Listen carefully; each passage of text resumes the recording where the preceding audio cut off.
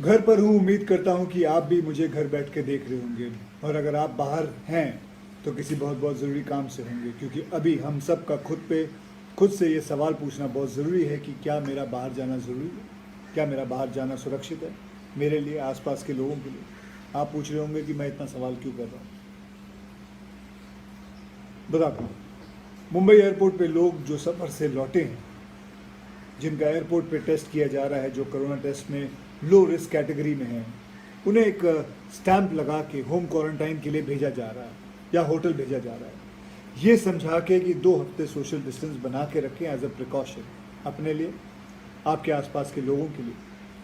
लेकिन believe it और not, home quarantine का ठप्पा लगाने के बावजूद इनमें से कुछ यात्री ना सिर्फ शहर में बल्कि देश के अलग अलग हिस्सों में जा रहे हैं, शादियों में जा रहे हैं, छुट्टियों पे जा रहे हैं, भीड़ भाड़ वाली जगहों पे जा रहे हैं, पार्टियां कर रहे हैं। किस तरह की सोच है ये? क्या मानसिकता है? क्या समझ नहीं आ रहा लोगों को। भाई साहब बहन जी, कोरोना वायरस छुट्टी पर नहीं, काफ़ी जोर शोर से काम कर रहा है, ओवर टाइम कर रहा है, इस रेस में वो आगे चल रहा है।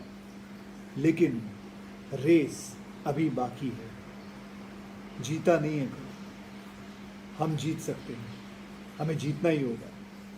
अगर आप इस रेस को जीतने की कोशिश कर रहे हैं तो doctors, nurses, municipal corporation, government authorities, police, कई ऐसे लोगों की मेहनत को यूं रेस के बीच लंगड़ी ना मारे।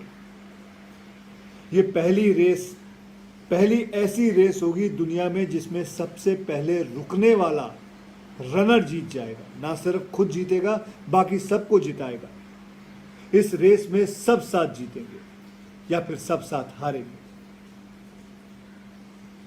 बीएमसी इस स्टैंप को जो हाथों पे लगाती है, इस स्टैंप को बैज ऑफ ऑनर कहती है। बैज ऑफ ऑनर क्योंकि आप ना सिर्फ खुद को सुरक्षित कर रहे हैं बल्कि बाकी कईयों की जान बचा रहे हैं।